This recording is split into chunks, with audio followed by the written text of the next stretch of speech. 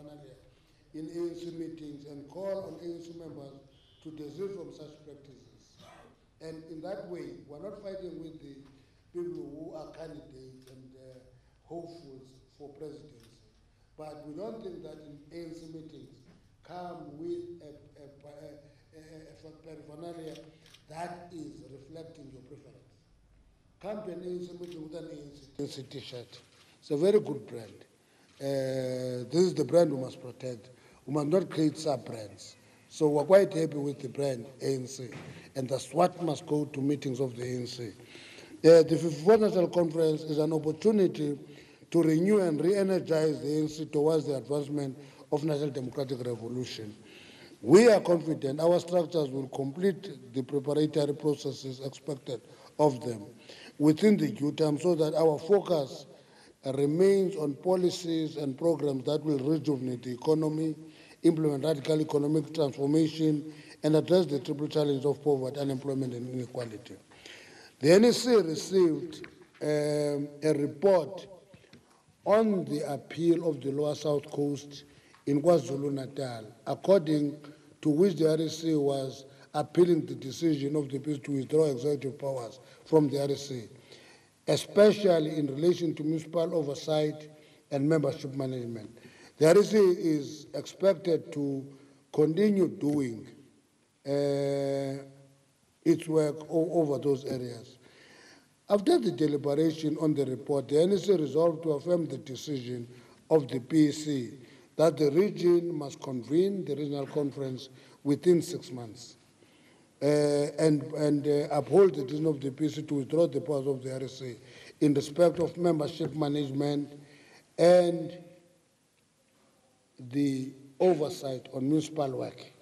And the PEC will exercise the oversight over the municipalities. But we are emphasizing the fact that otherwise the RSs must continue doing their work, including the overseeing of PGMs as we prepare for the conference. Now, the NEC reflected on at length on the Eastern Cape 8th Provincial Conference.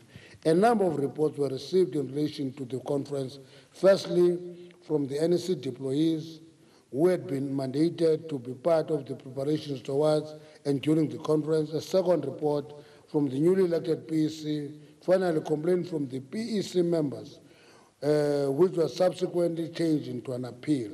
NEC further considered the work done by the national officials following the receipt of the complaint.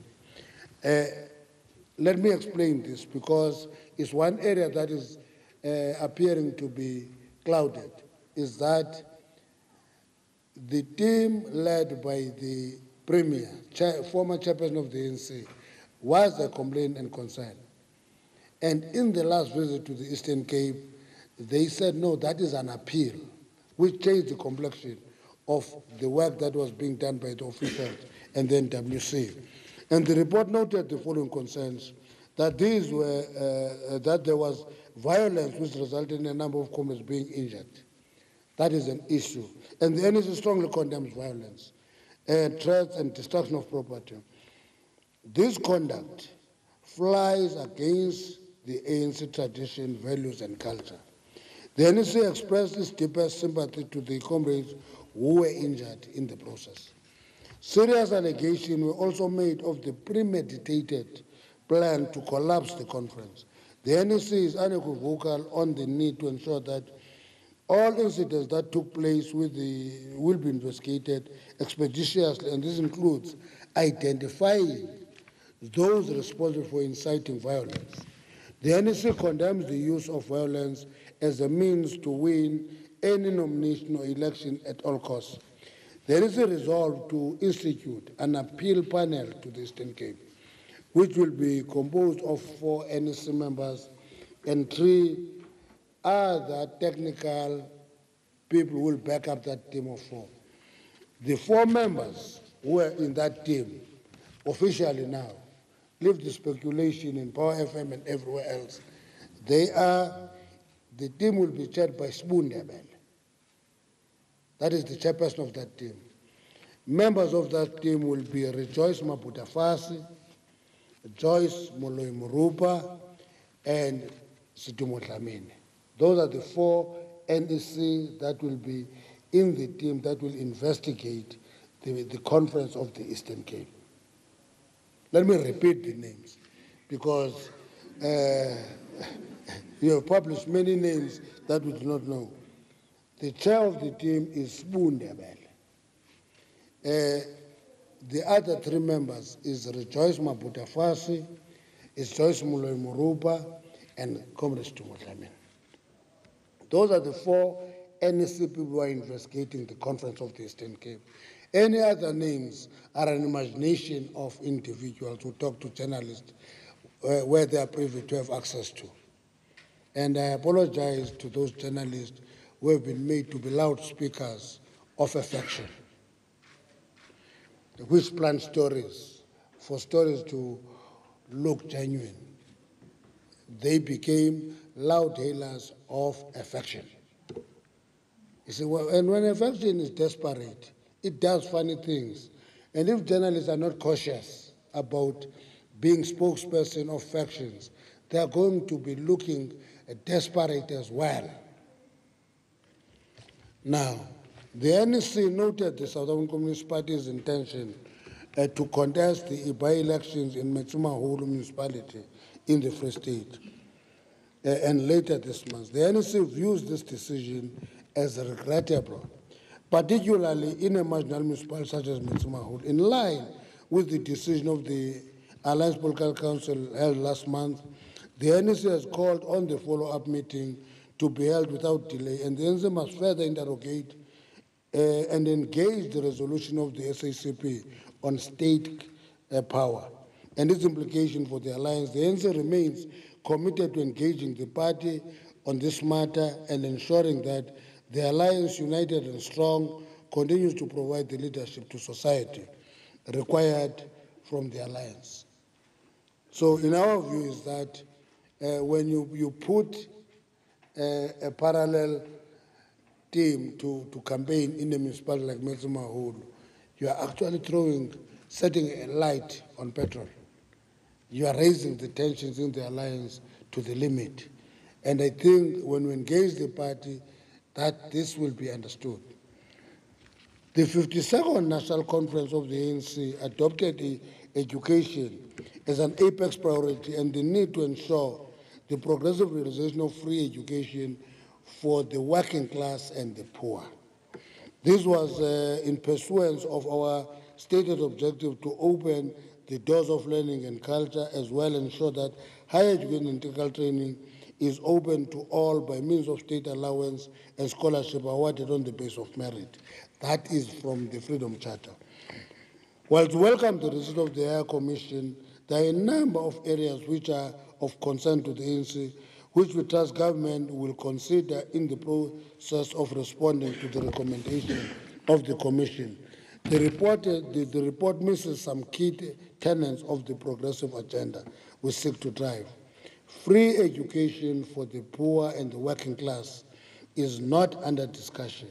It is a policy position of the ANC. What the ANC expects, rather, is a discussion on the modalities to implement it. Yeah, that is not being populist. We adopted this policy long time ago. It is a policy of the ANC, and we're hoping that people must understand that how do we implement this long-standing resolution of the ANC. The ANC calls on government to reject, for example, the proposal of cost-sharing model, which will further indebt students and the different classification of students. The ANC will further study the comprehensive report and engage government on how practical and urgently we advance the attainment of free higher education for the working class and the poor. You must remember that in our last Lekgotla, we adopted a resolution on phasing in free education for the poor and the working class. That was the resolution of the ANC Lekgotla. We didn't have the report of the Heher Commission. We're hoping that government will take into account what was considered as urgent by the African National Congress. Thank you, Sis.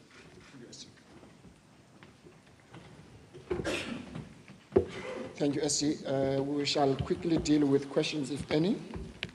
We'll take a first round of 5. Let me start this side. Karin? I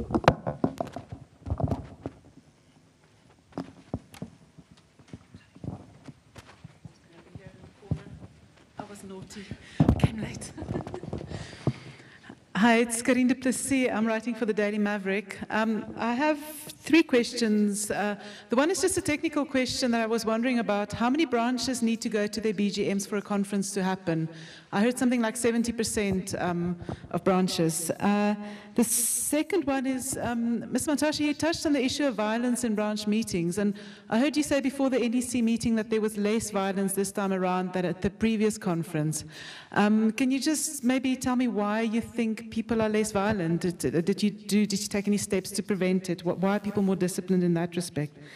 And third question is on Zimbabwe. I know it's not strictly on the conference, but there's some developments in Zimbabwe, and I remember there was a time when Zimbabwe was in the front pages of our newspapers, and now we don't seem to write about it anymore. But are there any discussions in the ANC and ZANU-PF on fraternal discussions on how to handle the situation that's developing there?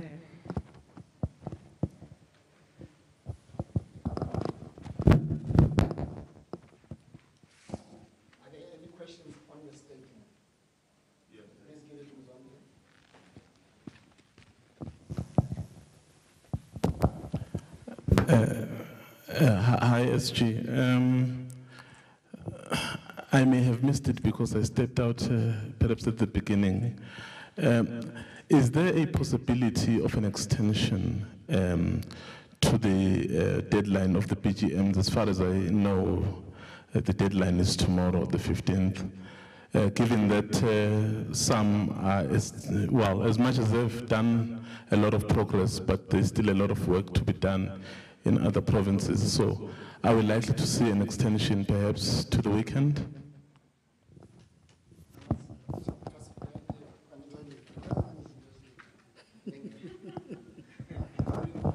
Thank you very much. I just wanted to do a question of clarity with regards to PGCs. Does the NEC have any say at all when do PGCs, or when provinces are ready to hold PGCs?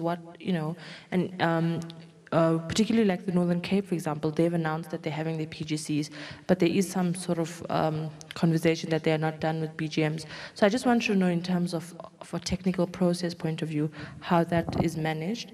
The second thing that I want to just double check is that this team that has been put in place of 4 NEC members and 3 other technical members, what are they mandated to do that the NWC, the officials, and the NEC deployees didn't do? What are they tasked to do different in resolving the crisis of the NEC? And is any scenarios in place as to their outcomes? What are the options that they have to recommend?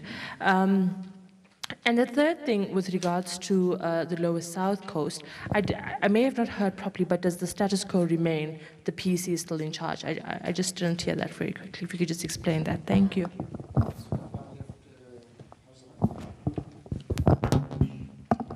Hajra Marji from Power 987. Just 2 questions, SG. So I understand that it's your job to protect the integrity of the ANC, but when you meet behind closed doors with ANC regions in KwaZulu-Natal and the Eastern Cape, and most of their complaints are about the office of the SG or the SG, how do you describe it as anything else but an attack on the SG? And secondly, since you said we shouldn't run anything without confirmation, is Fikile Mbalula heading the organizing subcommittee that is going to the Eastern Cape? Can the PEC take decisions without consulting that organizing subcommittee? And did the NEC endorse the outcome of the Eastern Cape conference? Did it endorse the Eastern Cape PEC? Because that's what usually happens after a provincial conference at an NEC. Thanks. Good afternoon. I'm Khalang Bata from Bloomberg News. SG, we saw that one of the key... Sure.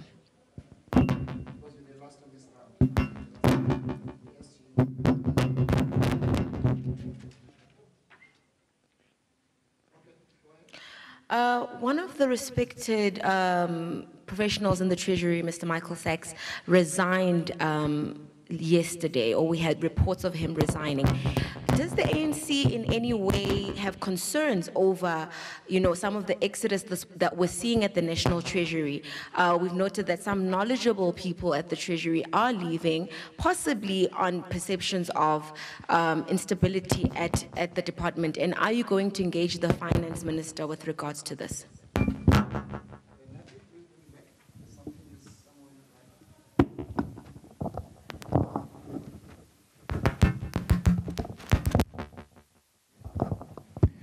What the SC will not do, and we're not going to do, Hajra, we're not going to confirm sources. What your sources told you, we must take it a responsibility to confirm here.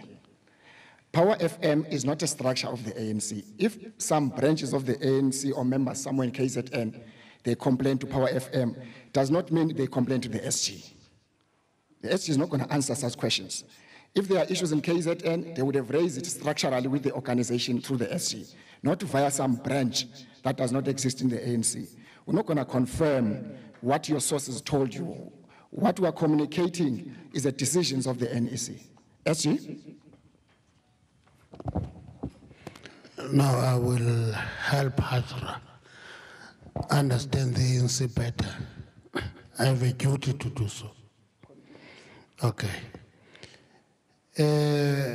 How many branches must have completed BGMs for a conference to go ahead? 100% of the branches. That's what we want. We want every branch of the ANC and every delegate of the ANC to be in the conference. The 70% is a threshold. That's not what we want. We're not working for a 70%. We're working for 100% of the branches of the ANC and delegates of the ANC to be in the conference. And no branch must be disadvantaged because now we have 70, then we can go to a conference. No, we must ensure that every branch of the ANC that qualifies to be in the conference is in the conference with the required delegates to be in that conference. When we say there's less violence, we talk of the incidents. We don't say people are less violent. That is a responsibility of the police analysis of crime.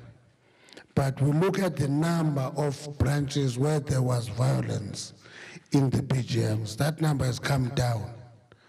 There will be isolated cases where a branch member is hit in the forehead and is bleeding. And it's in the front page of social media, it's everywhere.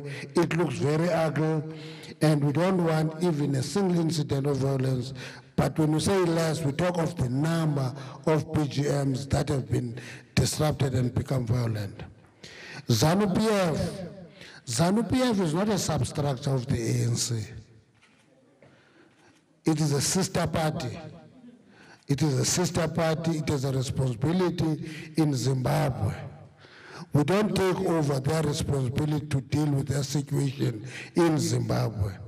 When we meet them, when we talk to them, we raise our concern. If things are going up, we raise our concern. If there are issues here, they raise their concerns about that. That's how we relate with ZANU-PF. It's a sister party. It's not an extension of the ANC.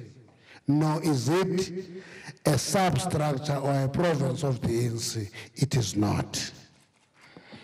Now, is there a possibility of extension? We said, Zwai, let me repeat for you, we're outside. We said the deadline is 15, but we allowed the grace into the weekend. That's what you said, into the weekend. There is no extension of the deadline. That mercy to allow them to do it up into the weekend is a message that says, do it into the weekend, complete your PGMs, because we want 100% of the branches to be in the conference of the ANC. Actually, the ANC must be able to be flexible in dealing with those issues. For example, that's why I gave you those numbers of how many are in 95, 191, and so forth. Those are likely to complete their PGMs. But we also gave you an example of a problem that is at 40-something%. Now, we may adopt a special dispensation to ensure that that province completes its PGMs. Because we are not only on deadlines for exclusion, we put deadlines for PGMs of the ANC to be completed. That is the intention. Now, the PGCs, first PGC is held this weekend. Already Northern Cape has asked for the Electoral Commission to go to the Northern Cape and hold its PGC. The province will do that. I would imagine that Mpumalanga will call us and want to have its PGC. As they complete the PGMs, they will apply for the PGCs. What is nice about them when they are staggered is that it allows the Electoral Commission to send a bigger number of its members to a PGC. But when they're all the same weekend, it stretches the Electoral Commission very thin, that it says 2, 3, 1, and want the Electoral Commission to be there in numbers. So when they're staggered, it's helped the Electoral Commission. The Electoral Commission, the NEC panel to do what? Let me tell you the distinction of what we're doing and what the panel will do. When you deal with a complaint and concerns, you go and do political work. You engage your structures politically, you talk unity, you suggest things that they should do. But when it is a formal appeal, you can't treat it just as a political matter. You put a panel to listen, interrogate, and ask questions into witnesses. That's what we're expecting. And then on the basis of the evidence laid before that panel will make recommendation. Then a decision will be taken on the basis of evidence laid before the panel. That is the distinction between what we do when we do political work and when there's an appeal. The example would be, for example, the Northern Cape, when there was no written appeal, but people raised concerns and went there to listen to them and talk to them. But there's no written appeal up to today. But we did go and listen to them because it was politically correct to do so. Lower South Coast is the PC in charge. PC is always in charge of regions. Always. PC is always in charge of regions. Let me start from there. If you read our constitution, it is very clear. When you go to the clause on regions, it says, RECs will exercise those powers that are delegating to it by the PEC. Meaning that the PEC has constitutional original powers, RECs have delegated powers. You see? Now, that is the difference in constitutional provision. So PECs are always in charge. And we say, overseeing municipalities, the PEC has taken that power. Management of the membership, the PEC has taken that power. All the rest of other powers remain with that REC. It's not dissolved, including sending deployees to run PGMs for the National Conference. And that's what the NEC endorsed. When the regions are concerned about the office of the SG, the problem with site briefings, Hajra, is that people brief you, tell you what they want to tell you. Okay. I've never sat in a meeting where regions have concern about me. I've never sat in that meeting. People will raise a specific issue if they think we didn't handle that one. But I never had a meeting in KZN or in the Eastern Cape where we have regions that have concern about the office of the SG. And if those comrades factionally come to you and say, there are many regions here that have concern about the office of the Secretary General, You must know, I'm saying it now here today. It's a factional briefing which has nothing to do with reality in the ANC. I have never been to that meeting where actually I'm asked to recuse myself because everybody is complaining that the SG is so bad, he must recuse himself. I have never been to such a meeting. So it is a meeting that is given to you by a faction that is desperate, that sensationalize issues for their own benefit. And I can assure you, because when you meet them, you'll have to give them feedback possibly.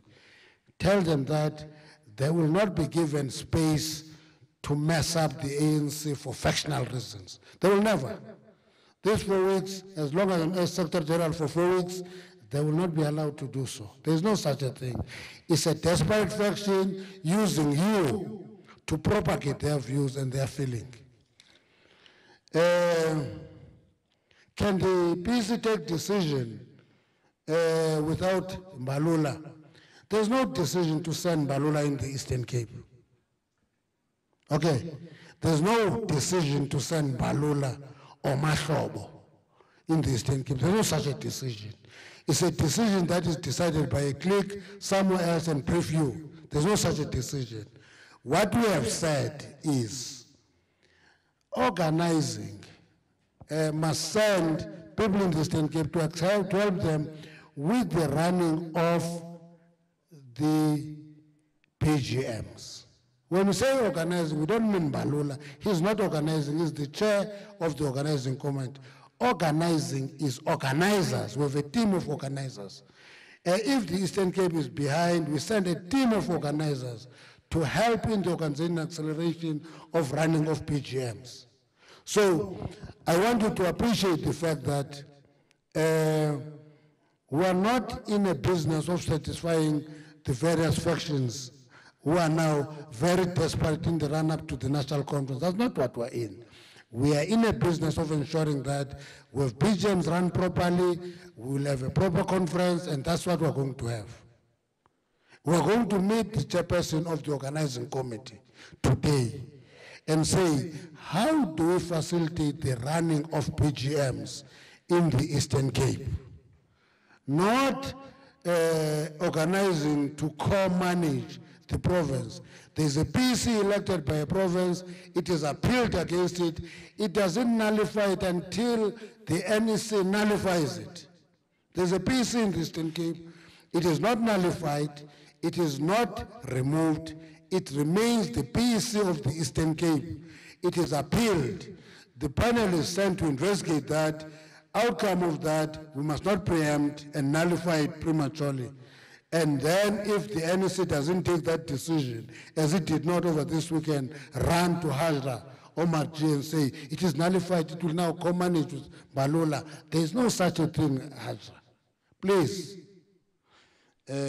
National Treasury, we are not running to National Treasury from here. If a DDG resigns there, I would imagine that at the level of government, they will deal with that matter. Natasha? And then Ikaning? Huffington Post, you may last. Natasha from the Business Day. It's just a question of clarity, SG. The previous numbers that we had for the total number of voting delegates was 4,723, if I recall correctly. Can you give us a breakdown of the 5,240? Because I don't think I've got that.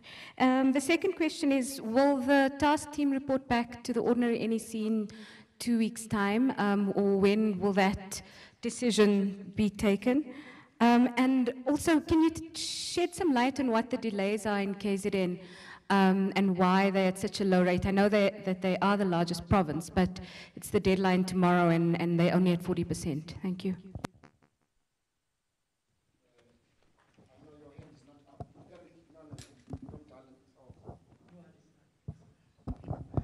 Tsepo Ikane from the SABC. Some more clarity on the status of the PC in the Eastern Cape.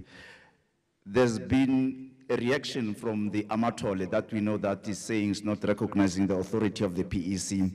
has the NEC mandated or maybe communicated to Amatole to really subject themselves under the authority of the Eastern Cape PEC? And lastly, on the issue of tertiary education, there's been a backlash in terms of responses to the call that the NSFAS should be faced off. What is the view of the ANC with regard to that issue? Thank you.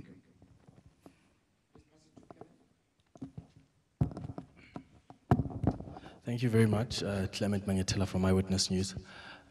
Okay, Natasha, I think, asked already about the report back of the task team. I wanted to find out, SG, something that also related to conference. The Dr. Nkosazana Dlamini Zuma's campaign raised concerns about your objectivity now that you've been named on Deputy President Cyril Ramaphosa's slate. Do you believe that you are conflicted? My second question is on a consultative conference. I know you mentioned something to the SABC yesterday. I just want to get it on record.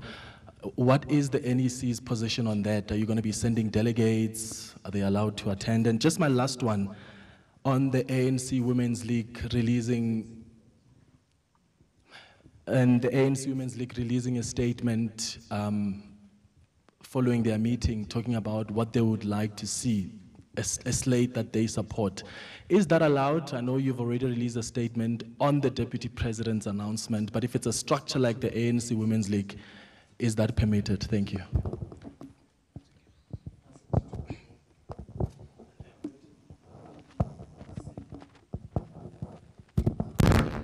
Thank you. Can I ask your thoughts about President Jacob Zuma's interview last night on ANN7, where he clarified that a radical economic transformation is the policy of the ANC, and we know that the Deputy President Cyril Ramaphosa has been talking more about inclusive growth. It's an old argument, but yesterday it was brought to the fore again by the President of the ANC, who I'm sure was at the ANC NEC meeting. Can I also take you back to Zimbabwe, if you don't mind? The chief of the army in Zimbabwe said that they are ready to step in. In other words, to a simple mind, there's likely to be a coup if you follow what he said. How concerned is the ANC about that statement?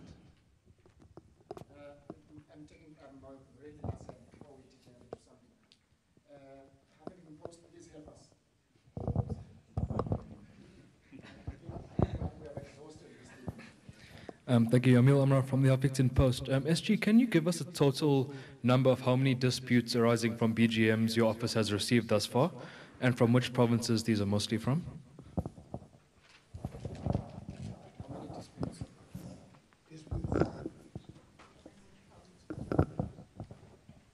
Otherwise, I will not fight with million guys. Thank you. Thanks. Just to add on Clement's question, I mean, a number of leaders, I mean, even before Cyril Ramaphosa made the statement announcing the slate, there was also the Secretary General who said that there will be a crisis if the Deputy President does not succeed the President. And the President himself said, I mean, openly endorsed the former African Union Commission chairperson, Dr. Nkosazana Dlamini Zuma. So I just wanted to check if how did the NEC resolve on that? Secondly, the free education, the ANC resolved during the policy conference early this year to support free education for the poor and the working class. How do you, because the biggest concern now from Treasury is how to fund this thing. How does the ANC suggest free education for the poor and the working class is funded. Thank you. That was the last.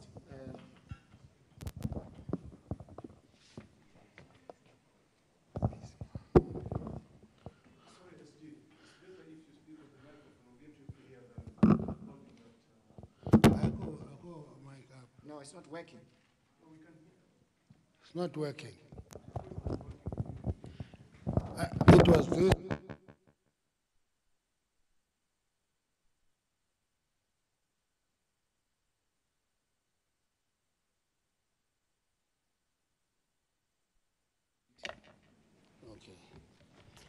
You see, Matume, the problem of coming late to any event is that you will want people to repeat what has been discussed already. What I suggest you do in future. Now, what I suggest you do in future.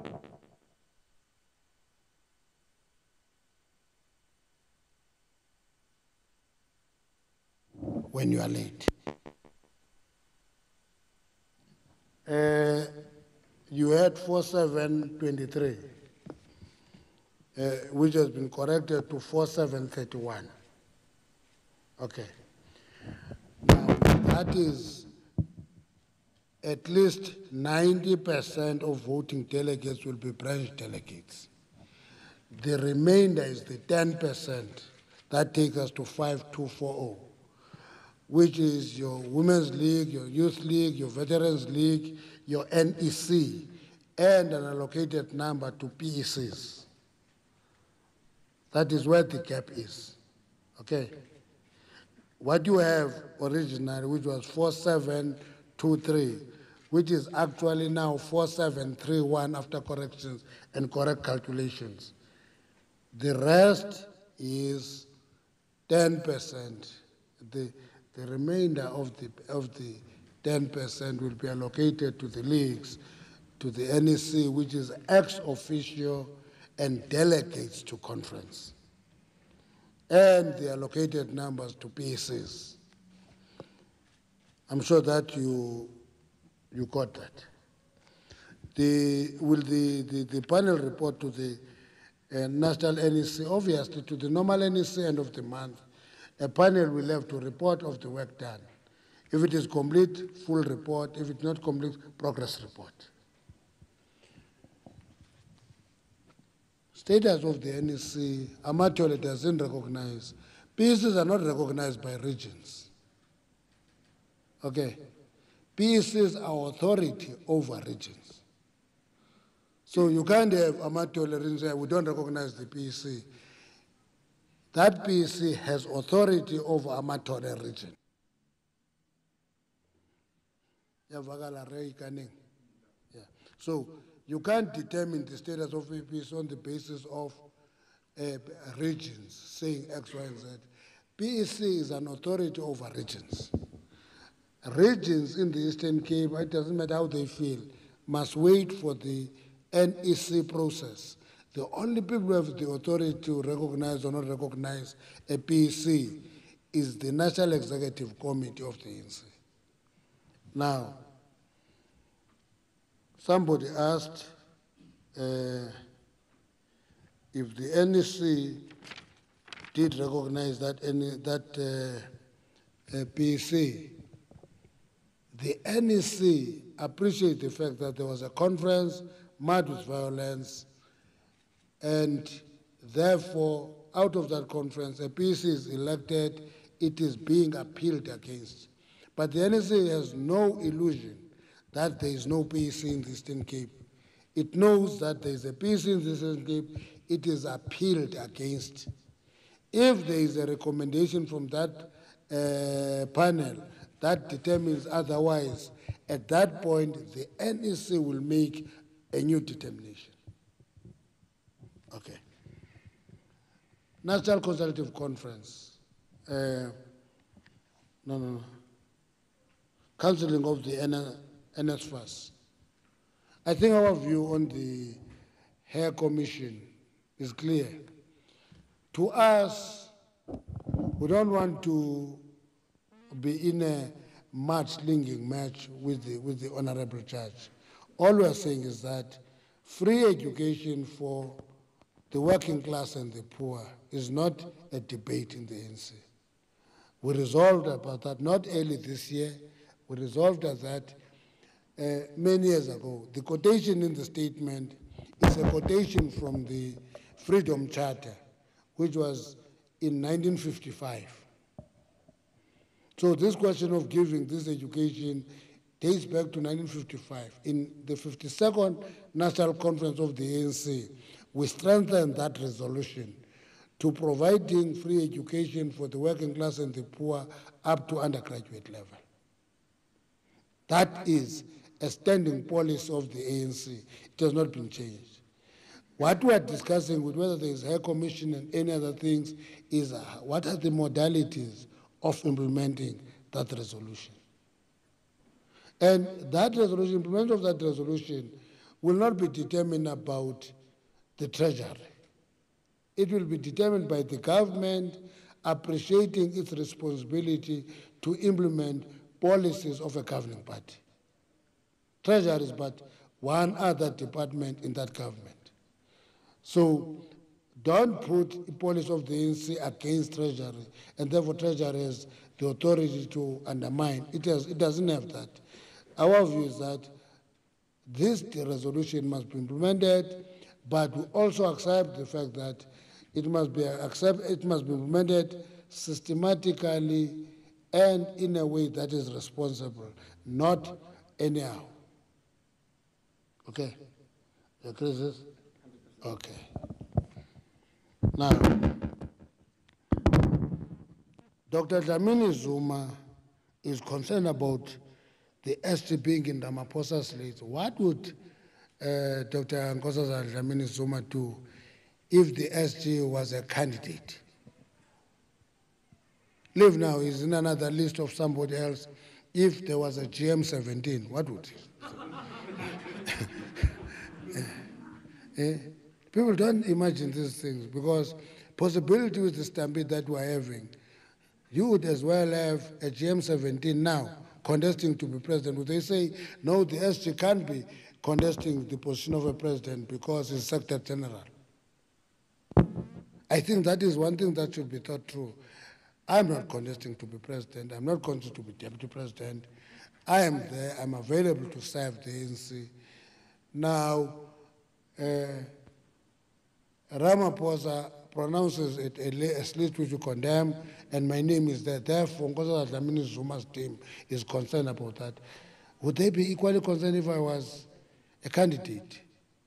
3 of the 6 officials are candidates for president. Nobody makes any noise about that.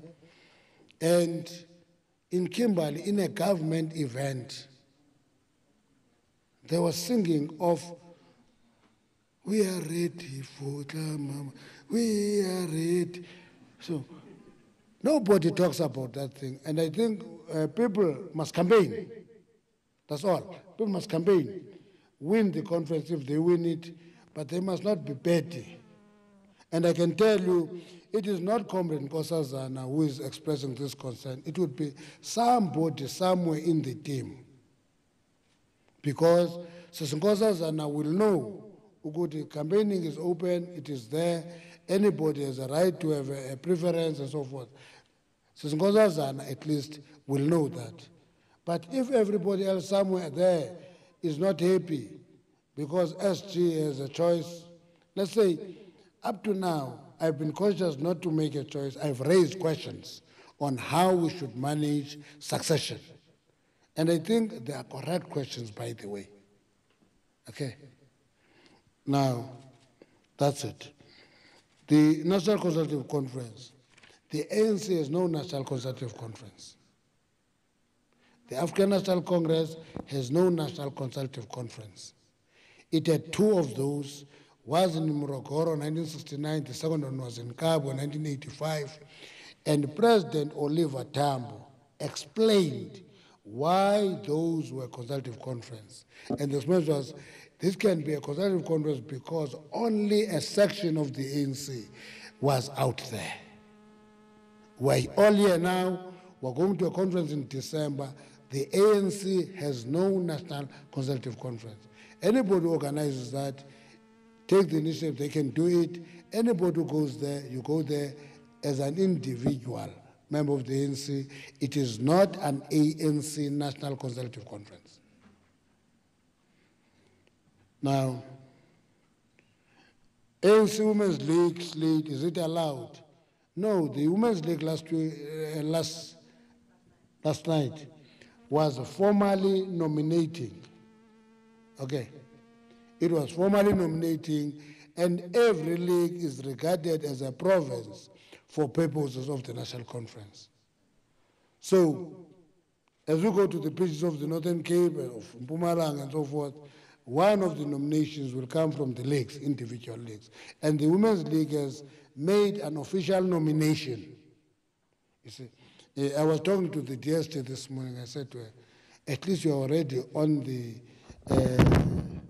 ballot paper. I said, you're already on the ballot paper because one province has nominated you.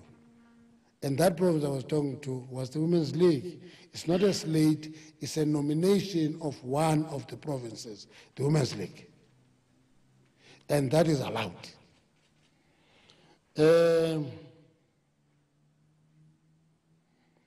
Radical economic transformation, policy of the ANC, inclusive growth. You know, when people want to drive wedges among the leaders of the ANC, they do exactly what is done here. Radical economic transformation, nobody in the ANC questions the need for radical economic transformation. Not one. Everybody in the ANC accepts radical economic transformation as a policy of the ANC and as being urgent to deal with the question of economy that is not inclusive. That's why when people talk of inclusive growth and they see it as different, radical economic transformation must translate into an inclusive economy and not leave the majority outside of the economic activity. That is radical economy. If it doesn't do that, it is not radical. So I don't understand the distinction that is made between inclusive growth and inclusive economy and radical economic transformation. I will need to be re-educated on that. Chief of the Army in Zimbabwe, if you are talking about General Shoke, say General Shoke has made this announcement, I would be in a position to answer the question. But if you want me to answer about a general in Zimbabwe, in the army in Zimbabwe, I will also venture into talking about the chief of the army in the United States or in Britain or everywhere else. We don't do that. No, it is not. It is not. You're banning. Continue. Yeah.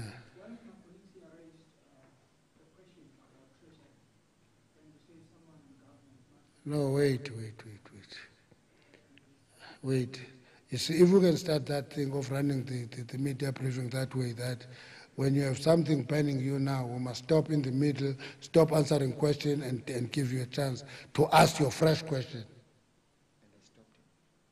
Now, the issue is, a chief of the army in Zimbabwe make a certain statement. The government in Zimbabwe must deal with that matter. Not the ANC in South Africa. ZANU-PF must deal with that issue because Zimbabwe is not our colony. It is not our province. It is our neighbor. If things go wrong there, of course we'll be concerned because it will impact on us. But we have no authority over them. That's the point we're making. At one time, at the height of the Zimbabwe question, there was suggestion by big powers that we must just walk into Zimbabwe, whip them to line. We will not do that. It is not done. It's our neighbor. a dispute, how many? I can't give you exact number now, I will have to go to that. But the reality of the matter is that those disputes are being handled already. We have 9 teams that are handling disputes. They're out in the provinces, they're dealing with them. Not 2, 3 big teams that are in the provinces. A number of leaders, that's Matume speaking.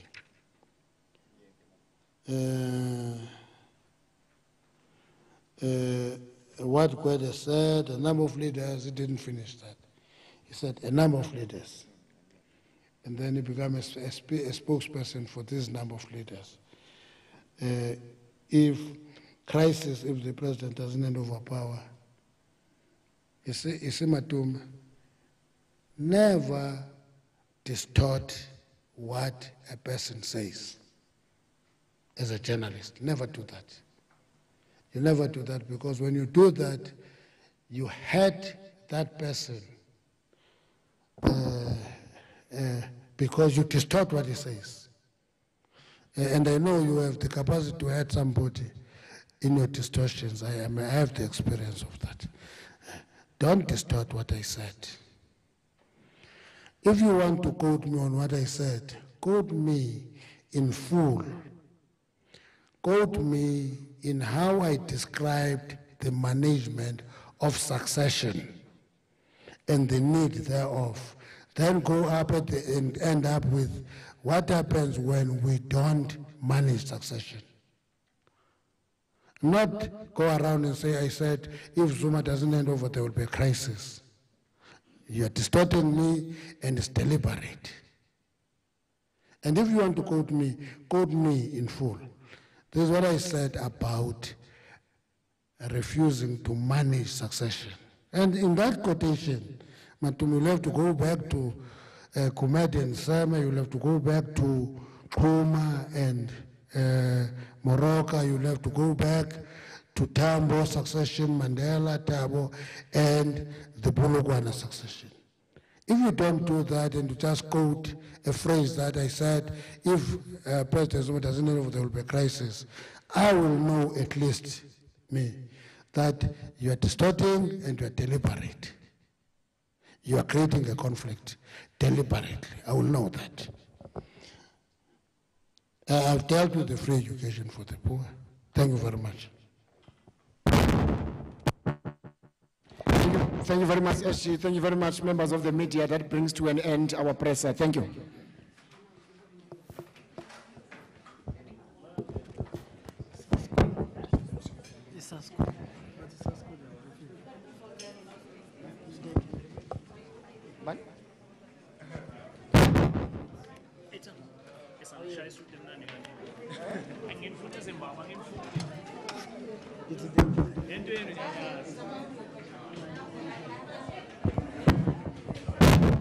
I've been advised that SASCO is briefing you guys immediately here now on Heher. They are here. You're asked to remain.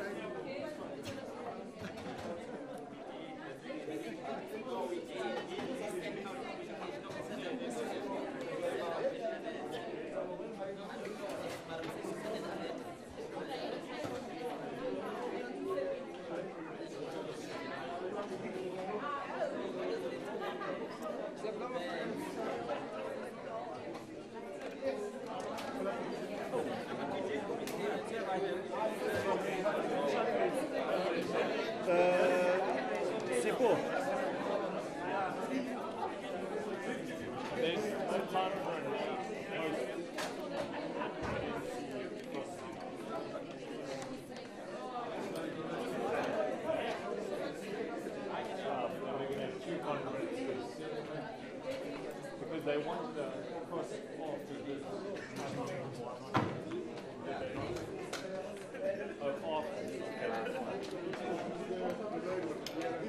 Off.